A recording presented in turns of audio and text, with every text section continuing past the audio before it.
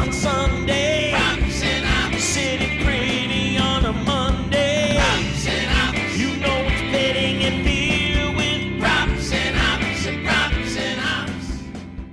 NFL Week 10 line movement and Suuma, a big factor behind a lot of line movement we've seen so far this season, has been the surprisingly low scoring environment across the league. You noted in your Monday write-up on the Hammer, games averaging 43.6 points this season if we look at the mean, and just 42 points per game if we look at the median. You also noted that hasn't gotten significantly better in recent weeks as the season has progressed. And I wanted to run something by you that I came across courtesy of Ben Brown over at PFF. He and I do a weekly hit on VSiN after each Monday Night Football game. And he's come across a couple of culprits behind the scoring decline related to quarterbacks under pressure. Wanted to see first off if you've come across any info along those lines and what you think about how pressure on quarterbacks has affected scoring in the NFL so far this season. That's pretty interesting because I think there are a few things that work together here.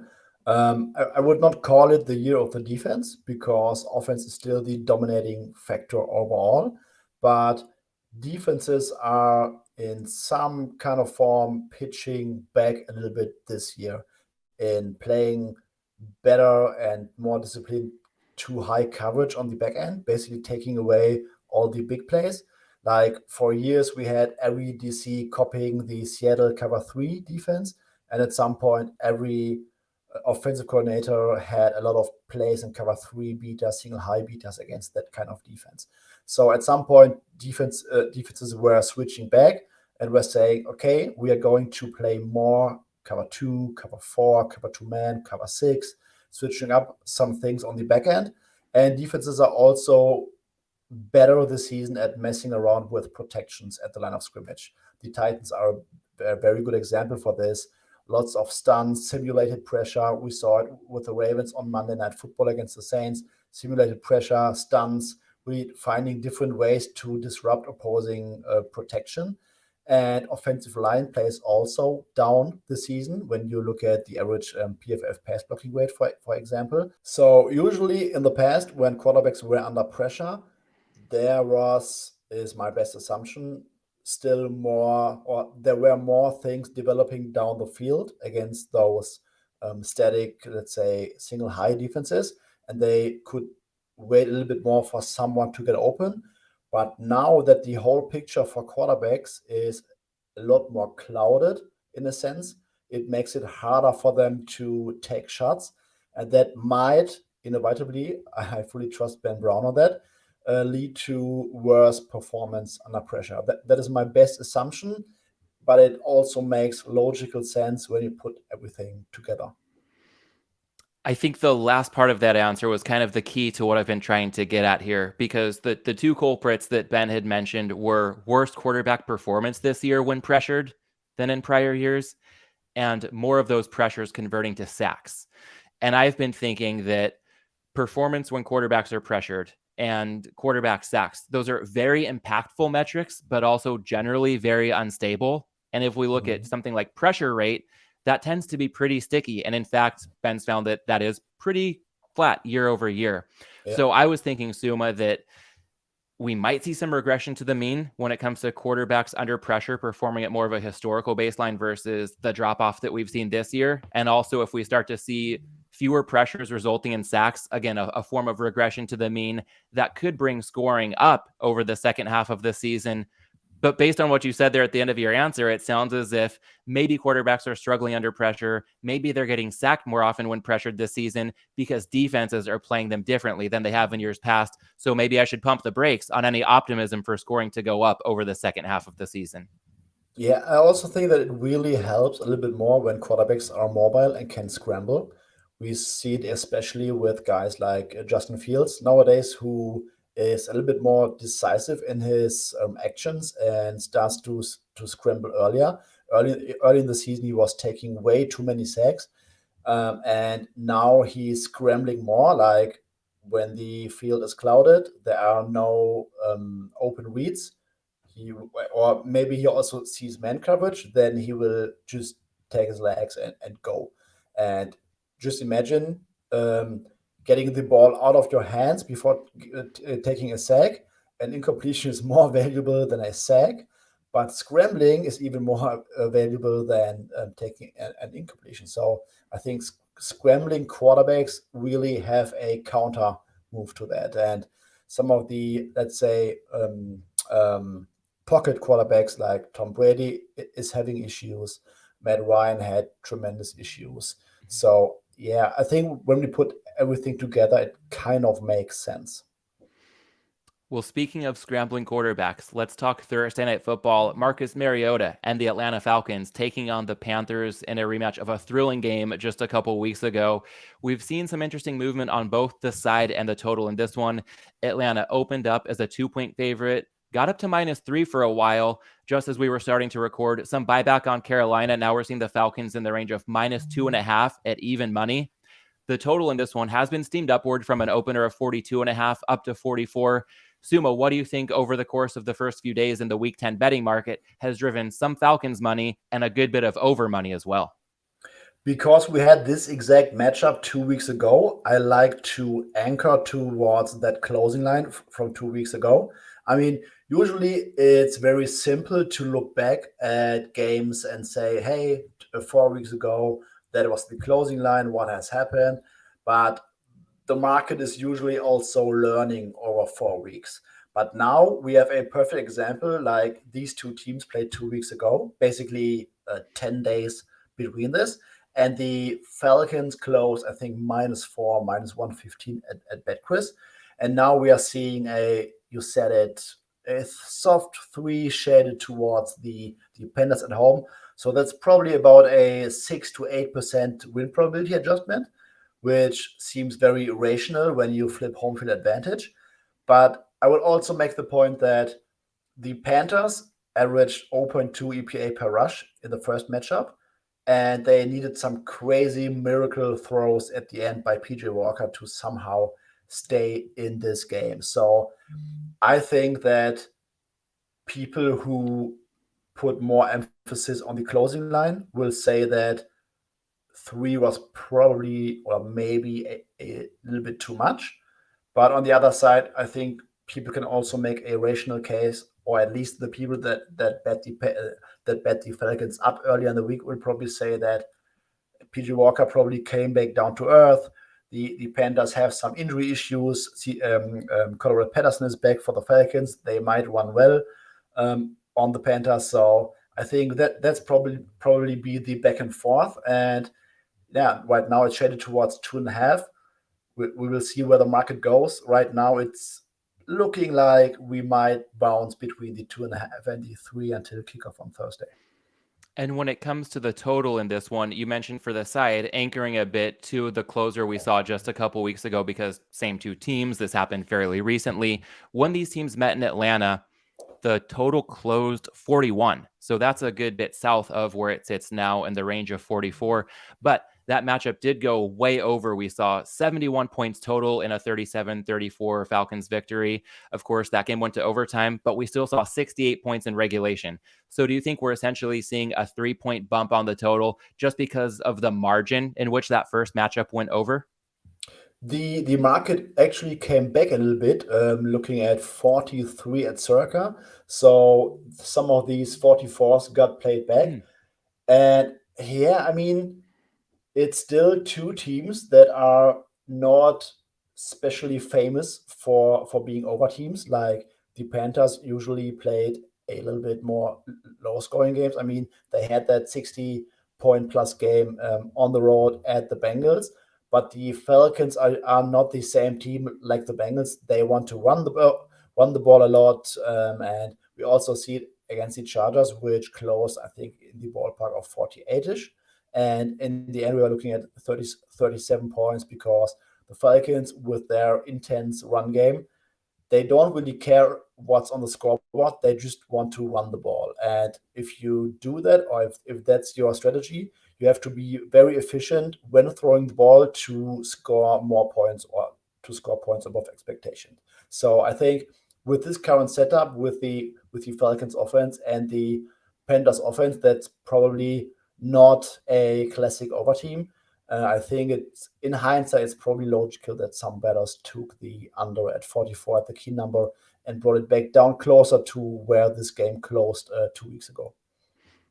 No shortage of insight on the Thursday nighter to kick off Week 10. And Suuma, I think you'll have plenty to say about this next game as well. It's taking place in your neck of the woods in Munich this weekend, Seattle meeting Tampa Bay. And we've seen some intriguing movement on the side in this one.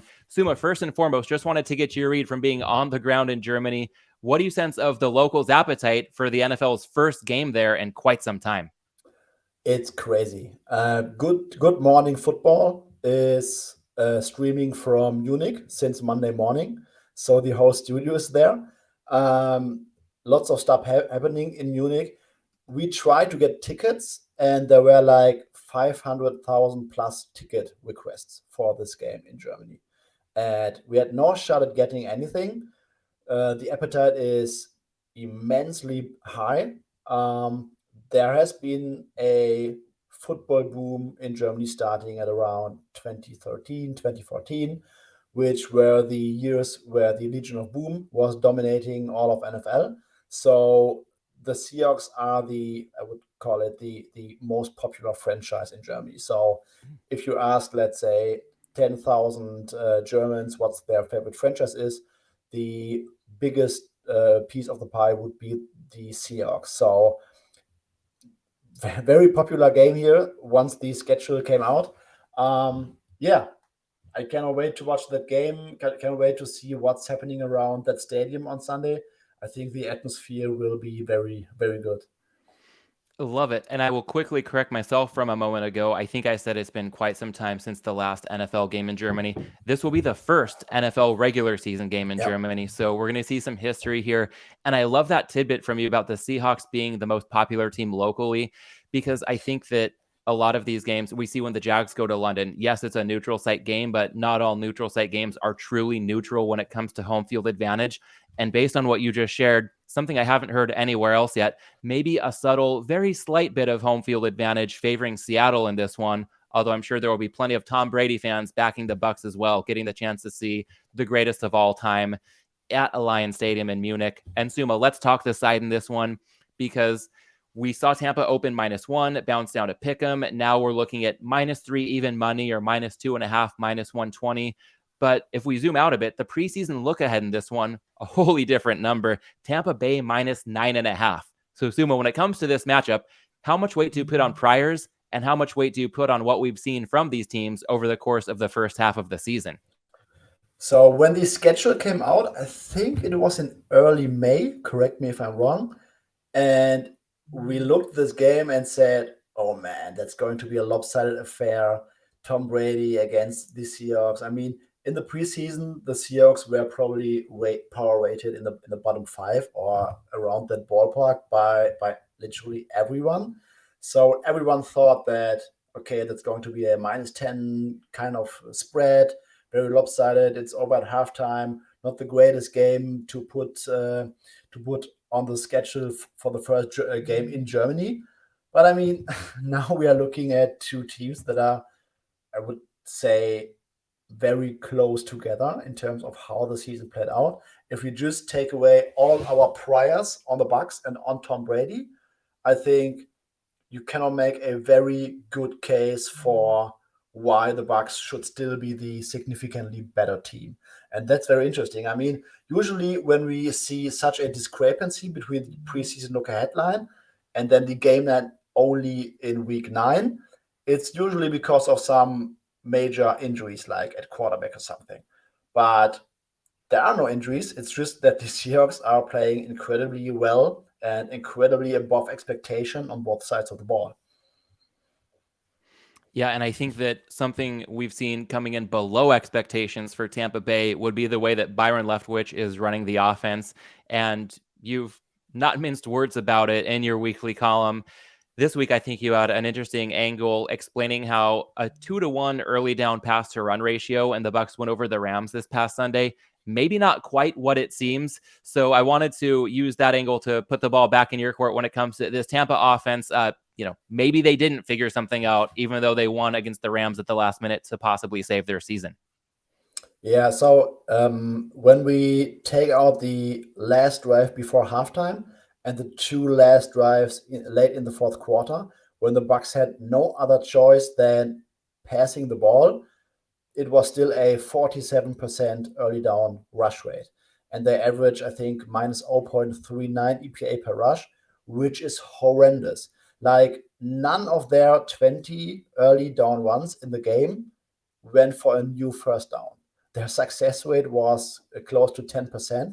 So, in comparison, even the worst rushing attack across 17 games or 18 games in an NFL season would not come close to that disaster of an average in terms of efficiency. So I think it's a pretty interesting case to watch how the Bucs offense might do something differently. I don't expect them to, because Byron Leftwich is on record and he repeatedly said that they got to run the ball to set up play action. They just got to run the ball better. He needs to do a better job at calling those run plays. They love Leonard Fournette.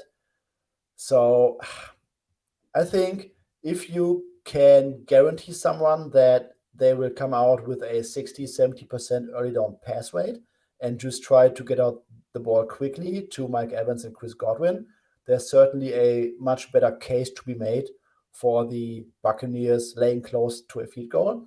But if you're interested in the Seahawks, you might point towards that early down inefficiency and say, hey, the Seahawks are playing very good on both sides of the ball.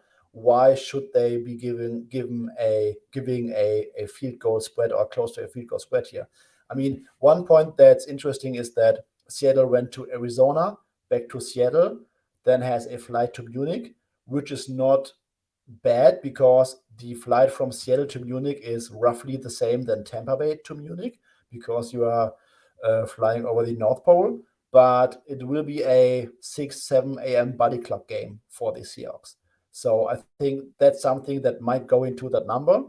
But yeah, I've also heard an interesting back and forth on podcasts and shows this week. Some people are saying that the Seahawks should be even favored because they have been the better team. Some other people are catering more towards their priors on the Bucs and Tom Brady, which are saying, hey, they are clearly the better team and they should be laying 2.5, 3 points here.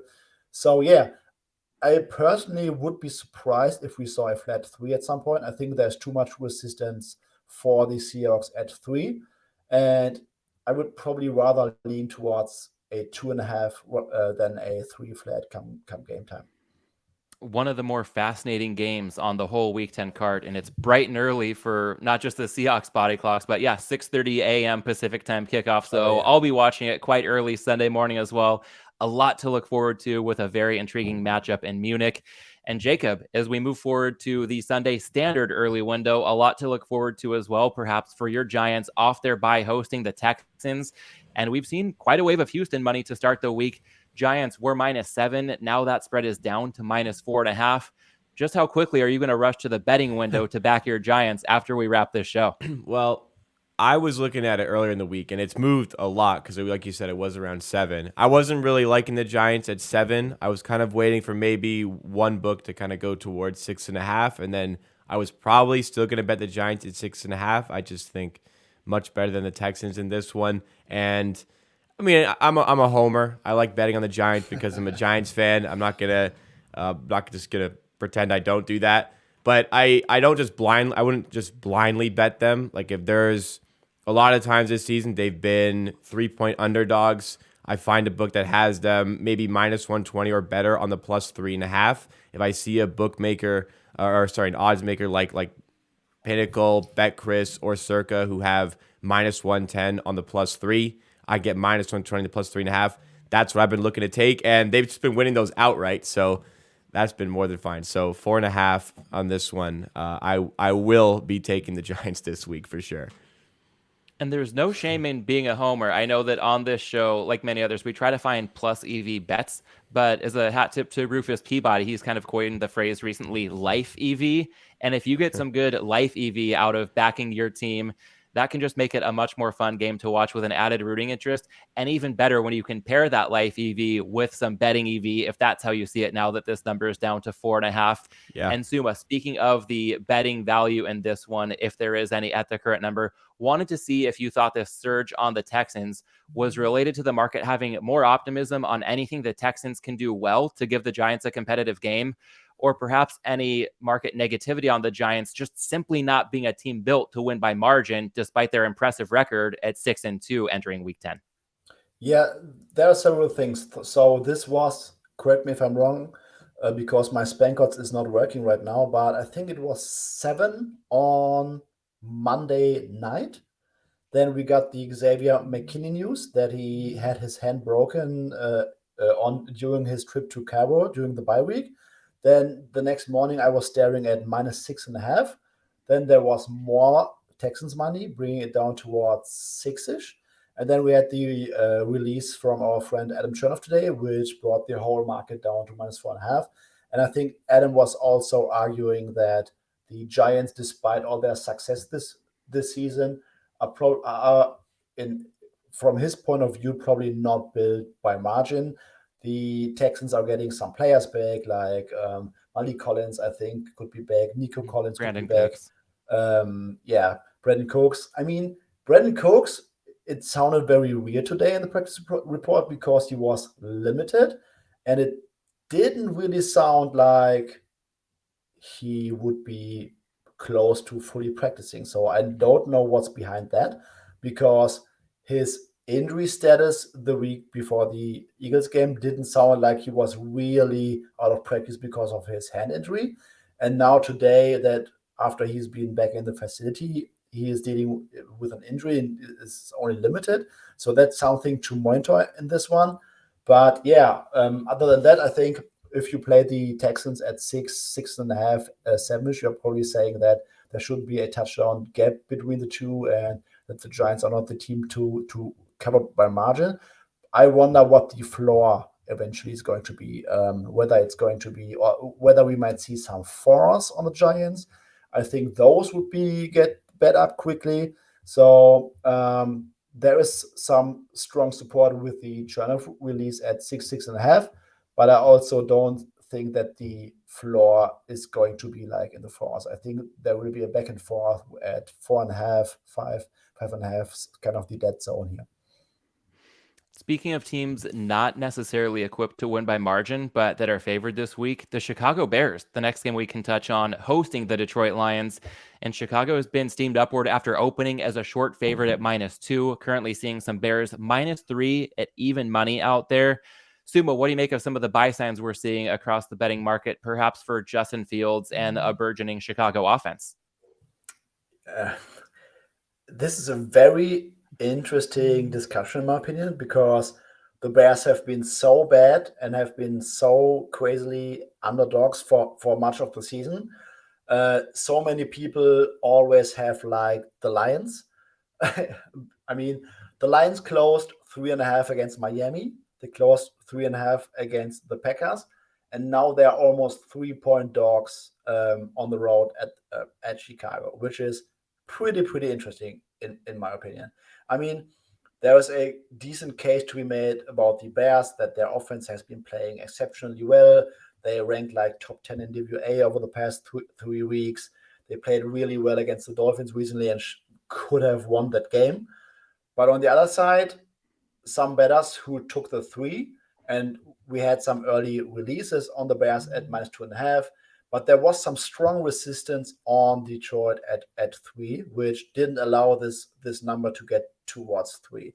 When I saw those releases on Chicago early Monday morning, I thought, okay, this is going to get to 3 because low limits. There is some strong support for the Bears, so this might very well be 3 by Monday night. But it hasn't been there because there was some strong support on the Lions. So we have this game. The Bears are suddenly being favorites. The Detroit Lions, who have had some support, are currently +3 in the division on the road. There's going to be some cold weather. Jared Goff in cold weather has never been that very well. Pretty interesting market angles on both sides of the ball. I'm very curious to see where this ultimately closes. With the strong support on the Detroit Lions at 3 right now, I would be surprised if it gets towards a flat 3 sooner. We don't. We won't know what the weekend brings, but unless there are some crazy injury news which are negative for the Lions, I would be surprised if we saw a flat 3 for Chicago by Friday. You touched on a lot of different factors in that one. Quite a simple handicap. And the next game we're going to touch on, Minnesota at Buffalo. Side and total have been all over the place this week, pretty much because we're all waiting for official word on Josh Allen's status. Buffalo opened -9. That's down to 3.5. Total has crashed down from 48.5 to 43.5. Suuma, what's your read on the status of Josh Allen in this one? It sounds at this point like we're basically just awaiting the formal word that he's going to be out on Sunday.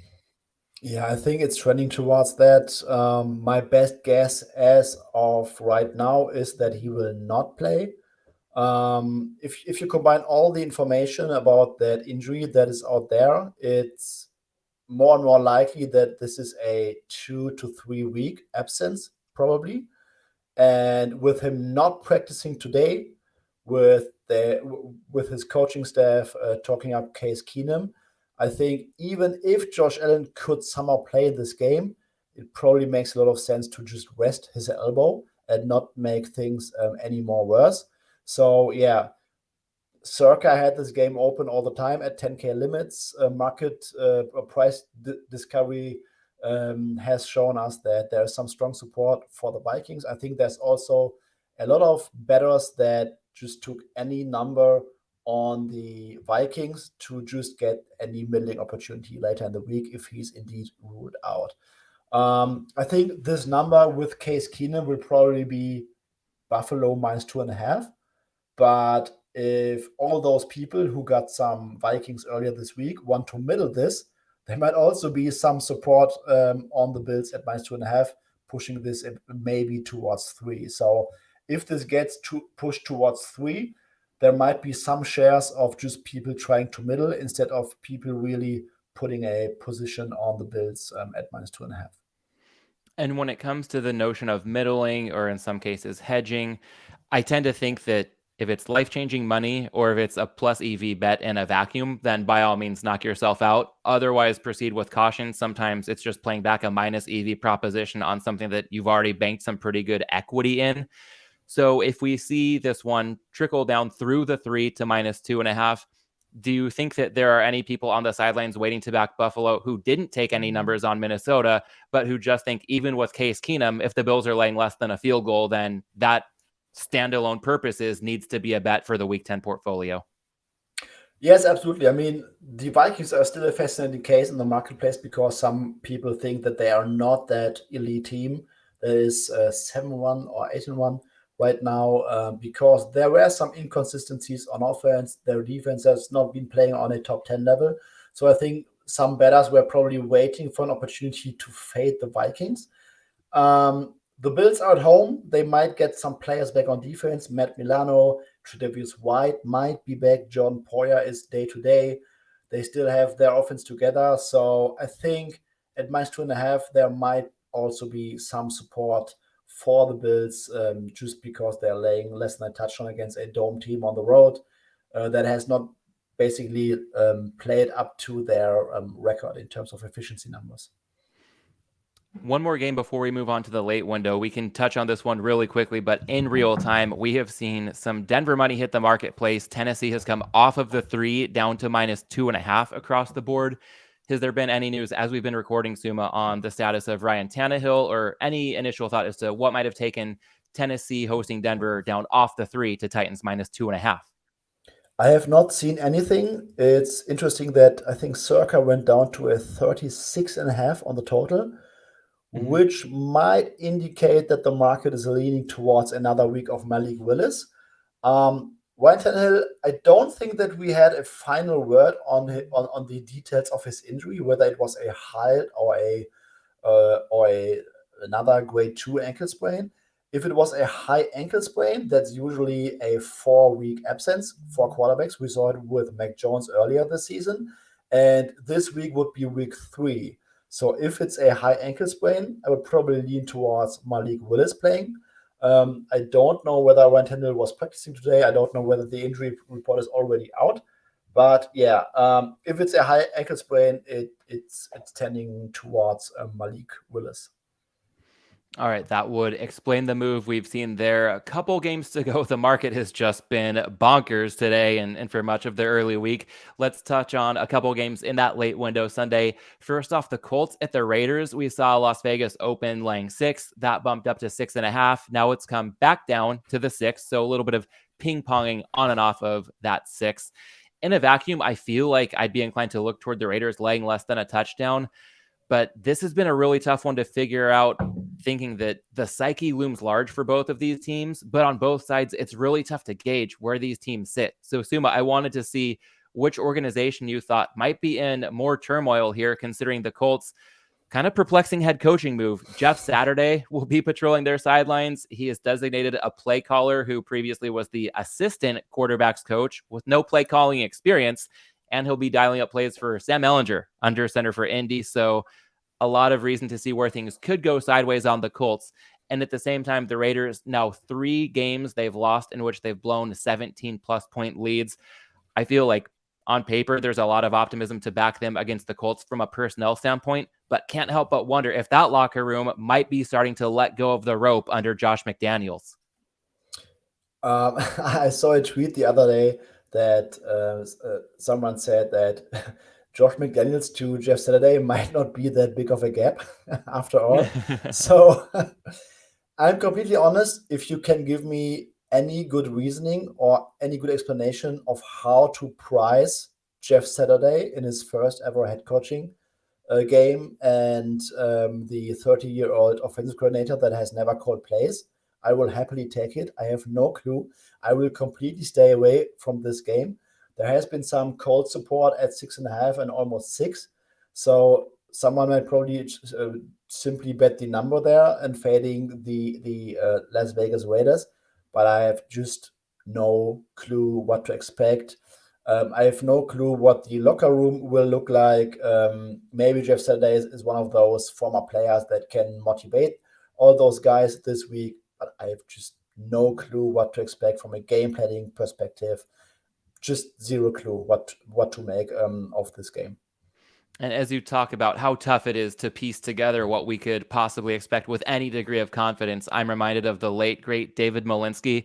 Seemed like when he had his point blank column going twice a year when the Jags and Titans would meet up and they were just both bottom of the barrel teams, it would often be a case where he'd say, when there's so much variance and we're dealing with so many negatives for both sides, laying minus 110 might as well be laying minus 115, just attaching extra vig, so to speak, because of all the uncertainty, usually pointing in the negative direction. So totally understand Colts Raiders being a stay away for you.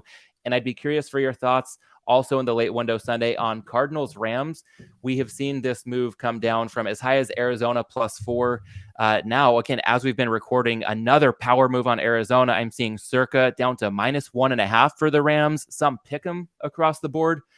Do you see that we're getting a more of a pro-Cardinal sentiment here or a bigger anti-Rams sentiment across the betting market? There was just some news 10 minutes ago that Matthew Stafford has entered the concussion protocol. And that's originating that move on the Cardinals. Concussion protocol entering on Tuesday doesn't really seem to be too optimistic about his availability on Sunday, I would argue, because in recent weeks, when someone got into the concussion protocol, it really takes something to get out of it come the weekend. And if he's entered the concussion protocol today because there were some late symptoms, it might be too short of a turnaround to get ready for Sunday. But I'm not a doctor. I've just seen the tweets. But I can just say that this was originating that move down to 1.5. And we will see what happens with Matthew Stafford on that front. Fair enough. Not a doctor, but quite the bettor and quite the betting market reader. Suuma, one more segment from a betting standpoint in this show. Fabian's forecast. I know when we talked beforehand, you mentioned this being a tough week to try to come up with something that we haven't already discussed because we've covered so much of the board with all the market movement that's already taken place. I wanted to throw one thing your way. In terms of possibly Matt's forecast, pinch hitting for this week, and then a question for you that can more fulfill the moniker Fabian's forecast. As far as one game I'm eyeing that we haven't touched on yet, the Steelers hosting the Saints. Currently, that one is -2.5 in favor of New Orleans across the board. If and when we get word officially that TJ Watt is going to play, he's one of the few defensive players in this league who I think is a difference maker when it comes to the point spread. Don't necessarily think the favorite's going to flip or anything like that. But for teaser bettors out there, those with the intestinal fortitude to still bet teasers after what they've thrown of us all for a loop over the season's first 9 weeks, this one could get interesting in terms of teaser implications because right now the Steelers can be taken up through 8 up to +8.5. And I don't think that's going to be the case if and when TJ Watt is ruled in. So given that 8, a bit more of a key number this season than we've seen in years past, if somebody's going to tease Pittsburgh sooner rather than later is probably the time to do it. This number probably going to tick a bit closer to pick 'em.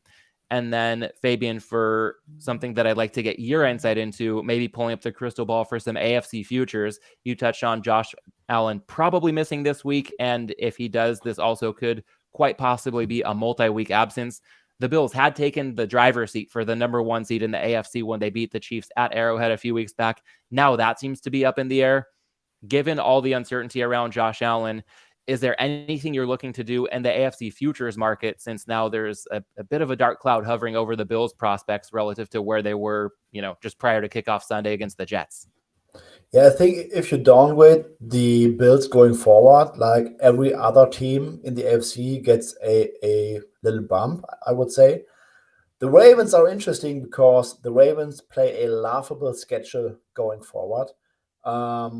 And Mark Andrews will be back at some point. Their defense is playing a little bit better. Their pass rushers are coming back. Like there's even a point.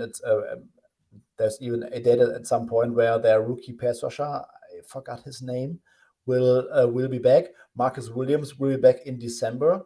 So we are looking at a Ravens team that is already pretty good, playing a very laughable schedule down the road, and might also get some key players back in late November, December or something. So the Ravens could be something to look at. And specifically when we're talking about the Bills, I mean, if that's the case that Josh Allen will miss some time, Miami's in the driver's seat in this division. Like their offense is so good. I'm concerned about their defense. I think there are some real legit concerns because their pass defense is not looking great, but their offense is so good right now. And I wonder how quickly opposing defenses can find some counter moves towards Jalen Waddle and Tyreek Hill. No shortage of good food for thought for week 10 in the NFL and even some futures over this last minute or so. As we start to round the corner and wrap up the show, also wanted to weave in the hops, thinking back to our best drinking experiences over the course of the past week. Jacob, we'll lead off with you as always. How was that Belgian drinking experience you mentioned on last Friday's Props and Hops? Oh, I have bad news. Unfortunately, my plans for that day fell through, so I wasn't able to go out and enjoy all those. So that was really unfortunate. Instead, I went to a local place. I actually don't know if this is Belgian, but I had my drink of choice tonight was Belgian Moon. I think it's changed now to Blue Moon. I think in the States, it's probably more commonly referred to as Blue Moon. In Canada, I would say more commonly Belgian Moon. But that was my drink of choice. That's a pretty easy one. Really good with a nice orange slice garnish to go with it. It's called Belgian Moon. I actually have no idea if it's a Belgian beer or anything like that, but it was tasty. It pales in comparison to my hopes for that night, but still an enjoyable experience. I went with my girlfriend. We watched Game 6 of the World Series, plus the Maple Leafs were playing the Bruins that night. So a good experience overall with some good food as well. And I think that Blue Moon, as it's known stateside, Belgian Moon, as you referred to it, is inspired by the Belgian wit style. So I can see the ties there. Maybe not quite what you had been hoping for when we recorded last Friday, but still sounds like more than enough to hit the spot. So glad that you had a good plan B in store. I'll say that also on our show last Friday, I had teased a West Coast IPA I was going to be having at Green Cheek in Sunset Beach while watching Tennessee, Georgia. And that came to fruition, fortunately. West Coast IPA is dead by Green Cheek, paired with their breakfast burrito. It was an epic combo, as I'd hoped. Having a Tennessee, Georgia view on one side, an ocean view on the other side wasn't so bad either.